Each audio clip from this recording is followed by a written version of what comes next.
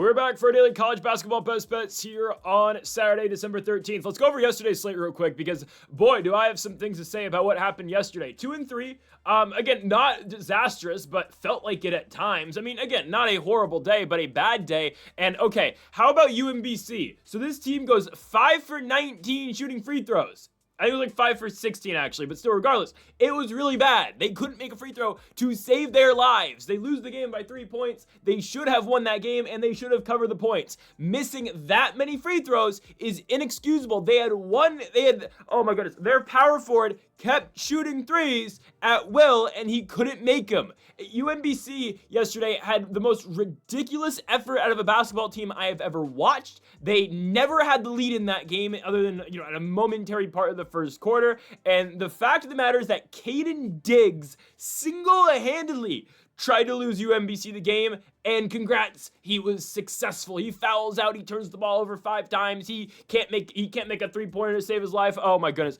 what a horrible basketball team UMBC is. And then now let's UConn, Texas, whatever. I mean, Texas shows up to play against UConn. I'm really not going to complain about that one. How about Eastern Tennessee? East Tennessee is down the entire game. Austin Peay comes out there and punches them in the face. East Tennessee, every time they try to close the gap, they get within 3 points, and they would take a three every single time. They would chuck up a random three. But regardless, they get the game it's at the end of the game. It's a 1-point game. They call timeout 2 straight times to try to drop a play. They're down by 1. They get a bunny right, a 2-footer next to the hoop, quick lay-in to win the game, and they bricked it. They had a shot to win the game. They did not deserve to win that game, but they were fighting, and they had a bunny to win the game, and they just missed. I didn't even love the play call, but I mean, they had a game winner, and Blake Barkley, right at the rim, misses a 2-footer. And Austin Peay beats East Tennessee State, the worst 8-2 basketball team of all time. So I'm fed up. I'm mad. And let's get right back on the horse, right? There's nothing else we can do. So, anyways, NBA best bets later today. College football predictions are out. Games are today. Make sure you go check that out. NFL predictions also on the channel. Best bets later today. And UFC Fight Night Royval versus Cop is later today. PFL is today too. So make sure you go check out those videos. Okay. We're doing 5 games, 5 winners today. Okay. I don't want to look at points. I just want to look at straight money lines, and I want to pick some winners today. So let's start here with our first one as the Arkansas Razorbacks go to Texas to take on Texas Tech. Game's not at Lubbock, but it's in Texas. It's in Dallas. So a relative home game for Texas Tech. I understand there's going to be a pretty big, fan base come on over, support group, whatever the hell you want to call it for Arkansas. Support group's one hell of a way to put it. But regardless, there's going to be fans for Arkansas at this game. I'm taking Texas Tech. Taking Texas Tech to win. They do get the relative home court advantage here. Both teams are 7-2, and yes, we have picked against the Razorbacks quite a bit this season. I understand. We've picked against Arkansas a lot. I think Texas Tech can get them here. Texas Tech has won 3 consecutive games, but look, their only 2 losses are Illinois and Purdue. Purdue at their best is a top team in the country. We know that. I know they've slipped up a little bit, but Purdue's still really good. And losing in Urbana-Champaign to Illinois, not too concerned, okay? Arkansas does have that win over Louisville in the ACC-SEC Challenge. Louisville comes into Fayetteville and just forgets how to play basketball for most of that game. It's all right. Arkansas's 2 losses are Duke and then at Michigan State. I think Tech can get them here. Roster-wise and lineup-wise, I like Texas Tech more. JT Toppin is the best player on the court. Yes, better than Darius Acuff, better than Malik Thomas, better than Trayvon Brazile, okay? The best player on the court is going to be JT Toppin, who averages 21 and 12 this season. Absurd numbers out of him. We need a big game, though, okay? Last game against LSU didn't need to have a big game, but only goes for 11 and 15. Obviously, that game's a blowout by the end of the first half. We need a monster effort out of JT Toppin today. Early spot. We need to get the day going right, and I think he's going to deliver. Beyond JT Toppin, Christian Anderson is having a really good season, averaging 19 points per game. He is one of their guards. Again, averaging 19, he put up 27 in the LSU game. And how about the former Washington State Cougar in Lawan Watts? Lawan Watts leaves Wazoo. He plays the 3 from Fresno, California. Averaging 12 points per game this season at Tech. Honestly, very comparable numbers to what he did last year in the WCC with Wazoo. So those are the main guys for Texas Tech. We need a huge day out of JT Toppin, and I think we can get that. JT Toppin, last season, one of the best players in college basketball. This year is one of the best players in college basketball. You can say definitely top five. Top five's not a stretch. That's how good JT Toppin can be. We need him to dominate, and I think, again, in a big-time game like this, I think he will. So as for the Razorbacks, Darius Acuff, Malik Thomas, Trevon Brazil, they've got guys that I understand. We've watched Arkansas quite a bit this year because we have bet on the other side of the token and the other side of the coin, whatever you want to call it, against Arkansas. I know how good Darius Acuff can be. We watched that Louisville game, and Brazil kept raining down threes randomly. That's not a consistent thing. And I really think this game starts because, okay, here's the thing. I know Darius Acuff's going to get his points, right? Freshman, one of the best freshmen in the country. I get it. Averaging 17.5 points per game. Acuff's going to get his buckets. It's just a matter of what happens to Trevon Brazil, and then what happens to Malik Thomas. Especially, though, Brazil, in my opinion. Because I think Malik Thomas is going to score too. I mean, he averages 17 as well, just with the cuff. Both guys are freshmen. They're both playing fairly well this season. It's the veteran presence of a senior in Trevon Brazil, who, again, I've said before, feels like he's been playing college basketball for 7 seasons now. I guess it's only his 5th, but still. Brazil's been around this Arkansas program for a while, back to the Musselman days and whatnot. He's averaging 12.5, the best season so far of his collegiate career in his senior year, obviously. And really, the difference maker in that Louisville game are the big shots Trevon Brazil hits in that game. Hits some huge threes, something that you're not really expecting him to do. He's a 30% three-point shooter, but consistently rain down from beyond the arc. If Brazil doesn't get going, I think we're in a really good spot with Tech. And again, I really like JT Toppin, who is one of the best players in the country. Him and Luan Watts as their main 2 forwards on this team. You get scoring from the guards as well for Tech. And look at their last victory against Louisiana State. First L of the year for the Tigers as Texas Tech puts it on them 82-58. I'm going to be going here with Texas Tech. And again, JT Toppin plays so much bigger than 6 foot 8 inches tall. I mean, the guy is one of the best rebounders in the country. He averages the 4th most rebounds per game in all of college basketball. Put up 15 boards against LSU, 16 against New Orleans. This guy again is one of the best rebounders on the planet in terms of college basketball, and he can score at will as well down low. I think that's going to be enough for Tech to win today. I think so. I think JT Toppin takes over, and I believe Tech is better than Arkansas. And also with Tech getting this game in Texas, Texas Tech just won a big game in Dallas a couple weeks ago. Actually last weekend in the Big 12 championship game against BYU. Let's get more Texas Tech success in Dallas. I'm going to go Tech money line -130 to kick off the day. Okay, let's move on now to our next game, and we go down to the mid-major level. Trust me, we're going to get back to these big games later on. Mid-major basketball, RMU's an underdog at home against Toledo. Sign me up for this. Robert Morris, guys, this season is 5-0 at home. We've looked to them early in the year and with their big home victory against the Green Bay Phoenix. Let's go to Robert Morris one more time. They are coming off a loss now since we had them to beat Green Bay. So that was a road loss. It was a road win against Green Bay, not a home win, but regardless, a road win at Green Bay, but they've been perfect at home this season. They are coming off a loss now, though, going into the Toledo matchup as they lost against Milwaukee by 2 points. Regardless, though, Robert Morris 7-4 this season and 5-0 at home. Home victories over Geneva, Pitt, Greensburg, UIC, Southern Utah, and Stetson. Sure, are those juggernauts? No. Toledo is better than those squads, I will say, but the Rockets have struggled this season. They've struggled playing teams that are at their level. Losing to South Alabama, losing to Marshall, losing to Belmont, and then the last game going to Michigan and losing to the Oakland Grizzlies. Their wins this year are Wright State, Detroit Mercy, Youngstown State, and Troy. So obviously you get some Horizon League mixed in there. Obviously the same conference that RMU is in. And Toledo, again, has victories in the Horizon League so far this season. I know they don't play in the Horizon League, but I mean, a Wright State win is, a MAC win over the Horizon League. You get what I'm going for there. RMU's better than Wright State. And RMU is a solid team in this Horizon League. Obviously, they were the champions of the Horizon last season. Will they win it again this year? I don't know. Again, Oakland won it the year prior. We shall see. I think RMU, though, is good enough to win this game at home against Toledo. Deshaun Goody has been really good this season, averaging 13 points and 9 rebounds per night. He's been very great and very effective for them. I look at Toledo, again, a team that has struggled to win games that I think are winnable this year, but they've struggled to beat teams that are legitimately just on par with them. Sure, the Troy victory is great at home. They have won one game on the road all year long, and that's Wright State. Albeit they've been on the road twice, but just going to Oakland and losing. Okay. I mean, I don't know if I want to. I think RMU's better than Oakland. I think I would say that. I don't think that's too hot of a take. And now you're continuing your Horizon road trip by taking on Robert Morris here, which I think is a very winnable game for the Colonials at plus money too.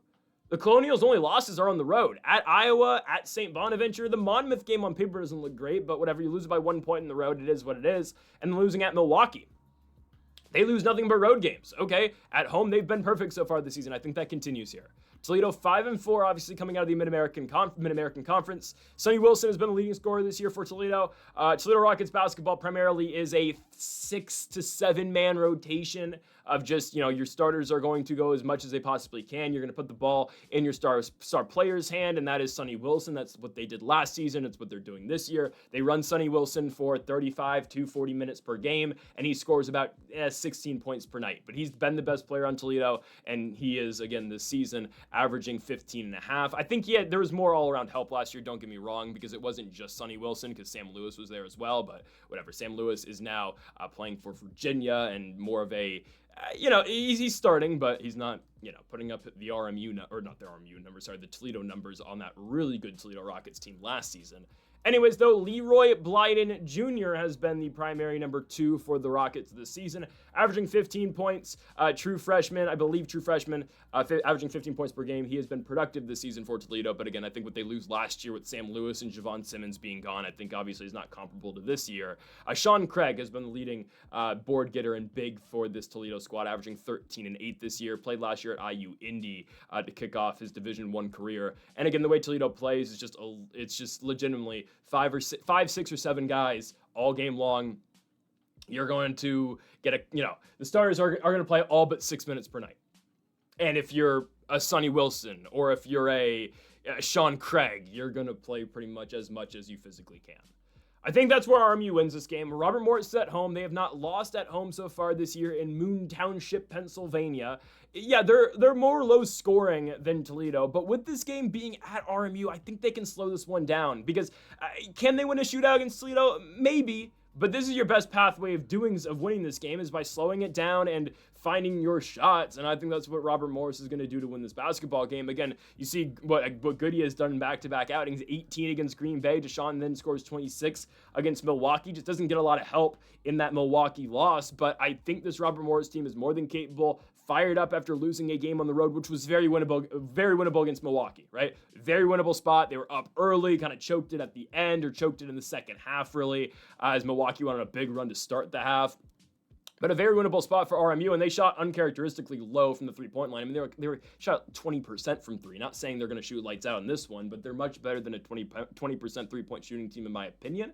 So I'm going to be going with Robert Morris. Give me the Colonials to take this game at home, and I'm surprised they're plus money. I really am. I'm surprised this team's at plus money. Toledo has done nothing but, come up short against teams comparable to them in terms of, all around net rankings and whatnot. Losing against South Alabama and Marshall to start your year at home in Toledo. Oakland lost on the road. Okay, well, it's time to go lose to another Horizon League team in Robert Morris. I'm going to go with the Colonials to pick up the victory here. I think they can slow this game down and win a defensive matchup. I'm going to go RMU to beat Toledo. Give me Robert Morris money line at plus 100. So later today, we have one of the best games of the college basketball season. That's going to be to close the video. So I did not forget, obviously, if you saw it on the thumbnail, Arizona versus Alabama. We're going to talk about that one later in the video. So we have that game today, maybe the biggest game so far of the college basketball season. And we also have this game. Yep, the worst game so far between two Division I schools in college basketball this season. Of course, I'm talking about the Niagara Purple Eagles and the Morgan State Bears. I like Morgan State. I like Morgan State quite a bit in this spot. I understand. They might be one of the worst teams in college basketball. Niagara is too. This is bad on bad. I think Morgan State is slightly less bad than Niagara. Niagara has been awful. Yes, they've won more games than Morgan State. Morgan State has won one game, and they are yet to do it against a Division I program. But Morgan State's looking a lot better in comparison to what Niagara has been so far this year. On top of that, game is in Maryland. I think Baltimore, if I'm not mistaken, right? Morgan State's in Baltimore? Yes. They are in Baltimore, which it's kind of a trip from Niagara. You know, it's not just right down the road. So it's a road game for Niagara. I think these teams are very even. But here's the thing, guys. Morgan State loses games where they can't put up enough points. And obviously, well, they're not winning games. They're just getting outscored, where, you know, they score in the 70 mid-70s range, and their opponents are just going to put it on them and score 90. Niagara's not capable of scoring more than 70 points. They aren't. So, on paper, Morgan State should win. We've seen MEAC teams beat Niagara so far this year. Well, we've seen one, and Howard and Delaware State actually lost to Niagara, but Niagara's only won one game on the road this season against the lowly Binghamton Bearcats. I'll be honest with you, there's not much I can say about Binghamton. That's a part of college basketball that I don't really look at that much. That's called the American East. I know. UMBC yesterday. Guys, I might throw away the Yam East for the rest of the season, okay? I can get behind not Horizon League. I can get behind, I love Horizon League basketball. I can get behind MEAC and SWAC basketball. Am East basketball sucks. I'm sorry. Okay? I'm sorry. I don't know if I've ever seen that much success betting Am East basketball. Anyways, like Binghamton and them just being horrible, like they are really bad, sums up the Am East for me. And their best team is UMBC. I get it, Vermont's like way better than everybody else in that conference, and I can respect Vermont. But like if UMBC is a top team in your conference, yeah, you suck. Regardless, Niagara obviously plays in the Metro Atlantic, but there is 2-7 victories over Delaware State and Binghamton. They've now lost 6 consecutive games. Lemoyne on the road, Duke, Howard, Detroit Mercy, Siena, and then their last game. The reason why we're doing this, you lose by 28 points to the St. Peter's Peacocks. 28 points. Yeah, give me Morgan State. Give me Morgan State. They're 1-8. Their only victory is over Central Pennsylvania. Losses. But here's the thing. Like, their losses, guys, this is a team, they're right there. This was like Green Bay. How we picked Green Bay the other day to go to IU Indy and win. Morgan State, they're right there to win one. They're on the edge. Georgetown lost only by 17 to a Power 5 team. Okay, on the road in DC. All right. UMBC loss. Baltimore versus Baltimore. Morgan State loses by 2. Mercyhurst by 14. I can't defend that. North Carolina A&T. All right. NCAT losing by 6. Okay. ODU lost on the road by 30. Whatever. Drexel lost by 5 points. Longwood, 4-point loss for Morgan State. And then they went to DePaul and got blown out. Okay, they played in the Big East. All right, the Big East caught up to them after the Georgetown game. They're right there. They're right there. And they get this game at home, and they score more points. So in a bad basketball game like this, I'm going to take the team that can score. That's what I've learned, okay? In a bad basketball game, take the team that you can, let's just say, okay, scenario, clutch moments. I don't even know if this game's broadcasted. It's going to be broadcasted anywhere. I'm serious. We might be refreshing the ESPN app all day trying to figure out a winner for this one because I don't even know if this, I mean, there's no broadcast scheduled for this. Like, I believe MEAC games are always on ESPN Plus. This one is nowhere to be found. So I might be listening to this on the radio. We'll have Army Navy on one screen, and we'll have the headphones on listening to Niagara, the 2-7 Niagara Purple Eagles taking on the 1-8 Morgan State Bears. Regardless of all that, though, in a game, let's bring up a scenario. 2 minutes left. Let's say it's a low-score game, 50-50. Okay, 52-52. Which team can we more rely on to get a bucket? Sure, Morgan State defensively might be not that great. Here's the thing. That would require Niagara to hit some shots. They're a bad shooting team. They shoot the three-point ball at like a 25% rate. Now, I don't even want to know what Morgan State's is, but at least they find ways to the basket, right? At least they find ways to score. They shoot three-point ball, 28%. It's okay, because at least they actually can score in general. Second chance opportunities. They play fast, something that I don't think the Purple Eagles are able to do. Morgan State led by Alfred Worrell Jr., averaging 14 points per game, and Elijah Davis, who's averaging 13. Worrell, senior from DC, coming off his junior year, at USM Southern Miss. Elijah Davis, I believe, played Division II basketball, now at Morgan State for his senior year. And then there's Rob Lawson, who averages 13 points per game, undersized point guard. He's 5'11", but in his 4th season with the Bears, and he's been again on this Morgan State team for quite a bit. As for the Purple Eagles, they have 2 players who average more than 10 points per game. That would be Justin Page, and that would be Trenton Walters, that's horrible. Justin Page has been ice cold. He scored 1 point a couple games ago, scored 5 last game, and this is their leading scorer. They scored 43 points last game, don't you forget. Justin Page, a former Cal Poly transfer. And then Trenton Walters, you think that Rob Lawson at 5'11 is undersized? Trenton Walters 5'9. Former Radford player, now at Niagara, averages 10 points per game again at the 1 for Niagara. He's been out though, so I don't think he's playing in this game. So you take away their 5'9", short king, second leading scorer. Yeah, okay, I'm going to go with Morgan State. Niagara's without their second best player. Games in Baltimore, I like Morgan State.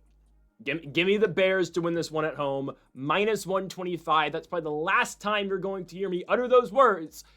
But give me the Morgan State Bears at home. Okay. Let's get back to our regularly scheduled program. Wow, okay. That's what Niagara versus Morgan State's got me doing. Back to a normal college basketball game. As we've got the Kansas Jayhawks going on the road to take on North Carolina State. This is great value for the Jayhawks. Yes, I know you're going to, it used to be the PNC Center. It's the Lenovo Center now, PNC Arena. They're now going to the Lenovo Center to take on North Carolina State. I get it. NC State's really good at home, right? This is a, college basketball arena that obviously houses the Carolina Hurricanes. It's a massive arena. I've been there before. I went actually to North Carolina randomly for a Travis Scott concert back in the day. Regardless of all that, though, I understand. It's a tough place to play. It's you got 15,000 people packed into the building, there for North Carolina State basketball, because obviously nothing's going on in their football program. Obviously, the season's over. Anyways, I think the Jayhawks get the first victory at NC State all year long. I think so. The talent, guys. I keep saying it with Kansas. The talent. And now Darren Peterson's back. There's a reason there's a big 3 in the NBA draft this year. Who's going to get those players? I don't know. Thunder, Jazz, Hawks, Pacers. I don't know who's going to get these players. But there's a big 3 in the NBA draft. I don't know in what order, if I had to guess. DeBonsta, Peterson, Boozer. That's my guess on how that's going to go, I think. It depends on fit, right? I mean, if the Thunder end up with the number 1 pick, who do they take? I mean, Peterson, DeBonsta, who do you want? Probably DeBonsta. Regardless, there's a reason Darren Peterson's a consensus top 3 player in college basketball and top 3 future to come out of college basketball. He was out for a month, and he returned on Sunday against the Missouri Tigers. In his return, playing 23 minutes and scoring 17 points. No setbacks since. Looks like he's fine. Let's ramp him up a little bit more. Didn't have to play that much in the Mizzou game because they were winning by 20 points. Well, they won by 20 points, and Missouri sucks, as we saw the other night against Alabama State. But I think Kansas, who has been trying to stay afloat without Peterson, hell, they beat Tennessee, they beat Syracuse, they beat Notre Dame without Peterson. They've been without him since the second game of the year. Now you get him back, and now they're dangerous. They're even more dangerous. And I'll get to NC State, and I think NC State's all right. I think they're good. But I think Kansas is just a whole other monster now with Peterson back. I mean, obviously, guys, Darren Peterson, when he decides to score, this is one of the best players in college basketball. Again, there's a reason he's going to be a top 3 pick. He might be the best scorer, the best pure scorer in college basketball. It might be Darren Peterson. It may be. He is just that good. He can shot make. He can get to the rim. 3-point ball is there. It depends on the game, but Peterson's not afraid to shoot that 3. Why wouldn't I take Kansas here? Especially at the value that we get it at, plus 125 for the Jayhawks? Come on now. Absolutely sign me up to this. Plus 125 for Kansas. Yes, I will take that. Yes, I will. We know what they can do, obviously, with their bigs. We know what Badunga can do, averaging 15 and 9. Trey White has done a lot of scoring, obviously, in the absence of Darren Peterson. Trey White's averaging 15 points per game. How about Melvin Council, who has his games? How about Bryson Tiller, who has his games as well? Freshman out of Atlanta, he can give you a 10-plus scoring night, which is big for this Kansas team, considering Bryson Tiller is probably their 5th or 6th best scorer on the team. As for the Wolfpack, again, undefeated at home. Every single game NC State has won this season, with the exception of one in the Boise State game in Maui, has been in Raleigh. Who are those victories, though, you may ask? NC Central, UAB, the horrible UNC Greensboro Spartans, VCU at the A10, UNC Asheville by 12 points. And sure, a blowout victory over the Liberty Flames. Liberty Flames basketball is not what it used to be. Okay? They're not close. I like Kansas. NC State's got some scores. I understand Darren Williams averaging 16. Kadir Copeland averaging 14. Van Allen Lubin averaging 13. Those are your three best scorers on the Wolfpack, right? Williams, senior guard, played at Texas Tech, started at Nevada, averaging 16 a game. He's been their best guy. Kadir Copeland in his senior year too, if I'm not mistaken. Yes, former McNeese Cowboy, started at Syracuse. Van Allen Lubin, another senior at the 3. Notre Dame to Vandy to UNC to NC State. That personifies college basketball in 2025. Sure, they've brought in players. They had a good portal. It's how you have to do things in college basketball now. And they have guys who can score. And again, Lubin does it on the glass, obviously. Kadir Copeland can play make. It's a good team. But what has happened when they've played good teams this season, guys? Seton Hall and Maui lost by 11 points. Texas and Maui gave up 102 points and lost by 5. Auburn game on the road in Auburn, Alabama. ACC SEC Challenge. You lose by 10. Yeah, you're at home. It's probably the biggest game so far this season, obviously. In Raleigh, there's going to be bigger games, I can assume. Are there? Duke does not come to Raleigh? Oh, no, Duke does come to Raleigh. I'm mistaken. Yes, there are going to be bigger games in Raleigh this season. I don't know why I thought they were going to both UNC and Duke. Actually, both of them go to NC State rather than the other way around. Still, though, biggest game of the year so far in Raleigh. I understand. I think Kansas shows up and plays. Whose roster's more talented? Kansas. Who has more potential? Kansas. Who just needs to put it together? Kansas. I don't want to put too much on rankings. Kansas is 19th. NC State's unranked. But if NC State's losing to, and the one that really sticks out to me, and it's not because, I'm just down on Texas. You lose to Texas. If you're losing to Texas, Kansas should be scoring at will on you. I'm taking the Jayhawks. Give me Kansas. They have not won they beat Tennessee. The thing is, they've dealt with good defenses before. They played the Volunteers this season. Yeah, lost to UNC, lost to UConn, lost to Duke. Okay, they've only lost to Blue Bloods. Okay, NC State's not that. Okay, I like the Wolfpack. Okay, I love their Final Four year a couple years ago. I wish I was making college basketball videos back then because we were all over DJ Burns back then. Anyways, I'm gonna be going with the Jayhawks. Give me Kansas on the road. I think it's a great money line spot. Plus 125 for Kansas. I don't know why it's at this.